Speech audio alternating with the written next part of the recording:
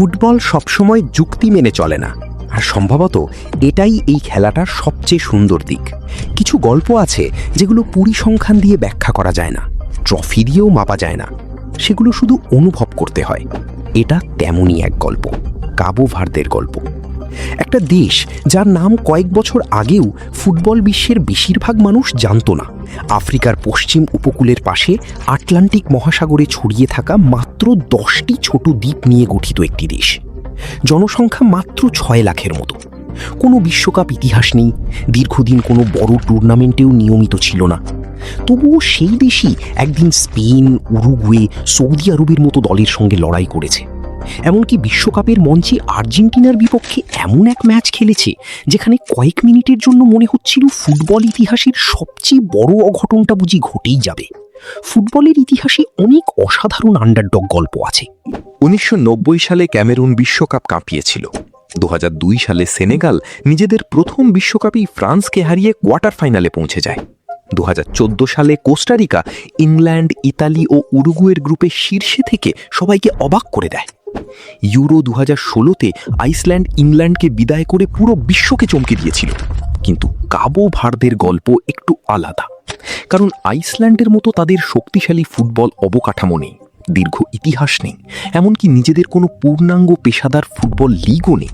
ভাবুন একবার, মাত্র 6 লাখ মানুষের একটি দেশ, তুলনা করলে বলা যায় একটা মাঝারি শহরের জনসংখ্যার সমান। আর সেই দেশকেই বিশ্বকাপে প্রতিদ্বন্দ্বিতা করতে হয়েছে আর্জেন্টিনার মতো 46 মিলিয়ন মানুষের ফুটবল পরাশক্তির বিরুদ্ধে। কাবো ভার্দে একসময় পর্তুগালের উপনিবেশ ছিল, স্বাধীনতা পায় 1975 সালে। এরপর বহু বছর ফুটবল তাদের জাতীয় পরিচয়ের অংশই ছিল না। কিন্তু গল্পটা বদলাতে শুরু করে অন্যভাবে। আজ পৃথিবীর বিভিন্ন দেশে লক্ষ লক্ষ কাবো ভার্দিয়ান বংশোদ্ভূত মানুষ ছড়িয়ে আছে। পর্তুগাল, ফ্রান্স, নেদারল্যান্ডস, লুক্সেমবার্গ, এমনকি যুক্তরাষ্ট্রেও তাদের বড় কমিউনিটি রয়েছে। ফলে জাতীয় দলের অনেক খেলোয়াড়ই আসলে কাবো ভার্দেতে জন্মায়নি, তারা বড় হয়েছে ইউরোপ বা বিশ্বের অন্য দেশে। কিন্তু হৃদয়ে তারা নিজেদের শিকড় ভুলে যায়নি। এক প্রজন্মের পর আরেক প্রজন্ম জাতীয় দলের জার্সি গায়ে তুলে নিয়েছে, আর সেই ভালোবাসাই ধীরে ধীরে বদলে দিয়েছে দেশটির ফুটবল ইতিহাস। 2013 সালে প্রথমবারের মতো আফ্রিকান কাপ অফ নেশনসে খেলার সুযোগ পায় কাবো ভার্দে, তারপর আরও কয়েকবার। ধীরে ধীরে তারা আফ্রিকার পরিচিত একটি দল হয়ে ওঠে। কিন্তু বিশ্বকাপ, সেটা তখনও অনেকের কাছেই অসম্ভব এক স্বপ্ন ছিল। বিশ্বকাপের দল সংখ্যা বাড়ার পর আফ্রিকার জন্য সুযোগ বেড়ে যায়। অনেকেই মনে করেছিল কাবো ভার্দে হয়তো শুধু সেই সুযোগের সুবিধা পেয়েছে, কিন্তু বাস্তবতা ছিল ভিন্ন। বাছাই পর্বে তাদের গ্রুপে ছিল ক্যামেরুনের মতো শক্তিশালী দল, আফ্রিকার অন্যতম সফল ফুটবল জাতি। কিন্তু সবাইকে অবাক করে দিয়ে কাবো ভার্দে এই গ্রুপের শীর্ষে উঠে আসে। পুরো বাছাই পর্বে মাত্র একটি ম্যাচ হারে তারা, টানা 5টি ম্যাচ জিতে বিশ্বকাপ নিশ্চিত করে ফেলে নির্ধারিত সময়ের আগেই। আফ্রিকান ফুটবলের জন্য এটি ছিল বিশাল এক ধাক্কা। আর তখনও কেউ কল্পনা করতে পারেনি যে বিশ্বকাপে গিয়েও তারা একইভাবে লড়াই করবে। কাগজে কলমে কাবো ভার্দের দলটাকে দেখলে খুব একটা ভয়ঙ্কর মনে হয় না।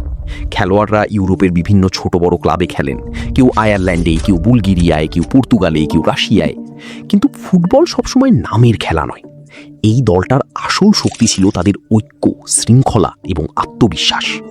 আর সেই শক্তির সবচেয়ে বড় প্রতীক ছিলেন তাদের গোলকিপার, যে মানুষটি পুরো বিশ্বকাপ জুড়ে প্রমাণ করেছেন বড় মঞ্চে নায়ক হতে সবসময় বড় ক্লাবে খেলতে হয় না। পর্তুগালের দ্বিতীয় বিভাগের একজন গোলকিপার, ক্যারিয়ারের বেশিরভাগ সময় কেটেছে ফুটবল বিশ্বের আলোচনার বাইরে। কিন্তু আর্জেন্টিনার বিপক্ষে তিনি যেন একাই দেয়াল হয়ে দাঁড়িয়েছিলেন। একের পর এক শট, একের পর এক আক্রমণ, আর বারবার সামনে এসে দাঁড়াচ্ছিলেন। বিশেষ করে লিওনেল মেসির বিপক্ষে তার লড়াই ছিল অবিশ্বাস্য। বিশ্বের অন্যতম সেরা ফুটবলার বারবার চেষ্টা করেছেন। প্রতিটি সেভের সঙ্গে কাবো ভার্দের স্বপ্ন আরও বড় হচ্ছিল। আর সেই মুহূর্তেই ফুটবল আবার মনে করিয়ে দিয়েছিল কেন এই খেলাটা এত সুন্দর। কাগজে কলমে কাবো ভার্দের পরিকল্পনাটা খুবই সহজ ছিল। নিচু ব্লকে রক্ষণ করবে, সুযোগ পেলেই দ্রুত কাউন্টার অ্যাটাকে যাবে।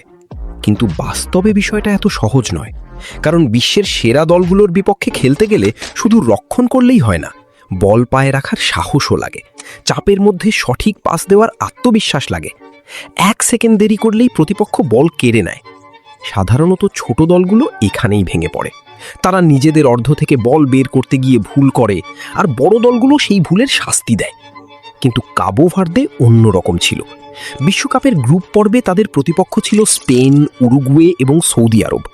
অনেকেই ভেবেছিল 1 পয়েন্ট পেলেই তাদের জন্য বিশাল অর্জন। কিন্তু প্রথম ম্যাচেই তারা সবাইকে চমকে দেয়। স্পেনের বিপক্ষে গোলশূন্য ড্র।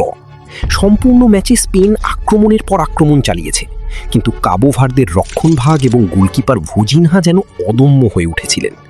40 বছর বয়সী এই গোলরক্ষক একের পর এক সেভ করে স্পেনকে হতাশ করে দেন। ক্রস, লং শট, বক্সের ভেতরের সুযোগ সবকিছুর সামনে দেয়াল হয়ে দাঁড়িয়েছিলেন তিনি। স্পেনের দখল ছিল, আক্রমণ ছিল, কিন্তু গোল ছিল না। আর ম্যাচ শেষে প্রথমবারের মতো কাবো ভার্দের খেলোয়াড়দের চোখে দেখা গেল বিশ্বাস, হয়তো তারা সত্যিই কিছু করতে পারবে।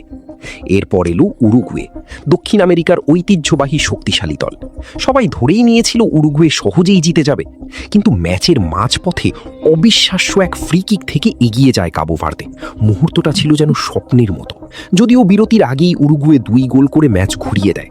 সেই সময় মনে হচ্ছিল গল্পটা বুঝি এখানেই শেষ, কিন্তু কাবো ভার্দে হার মানেনি। দ্বিতীয়ার্ধে তারা আবার ফিরে আসে, একটি ভুলের সুযোগ নিয়ে সমতায় ফেরে। শেষ পর্যন্ত ম্যাচ শেষ হয় 2-2 গোলে। আর সেই ড্র পুরো ফুটবল বিশ্বকে নতুন করে ভাবতে বাধ্য করেছিল। তারপর সৌদি আরব। অনেকেই মনে করেছিল এখানেই হয়তো কাবো ভার্দের স্বপ্ন থেমে যাবে, কিন্তু উল্টোটা ঘটে।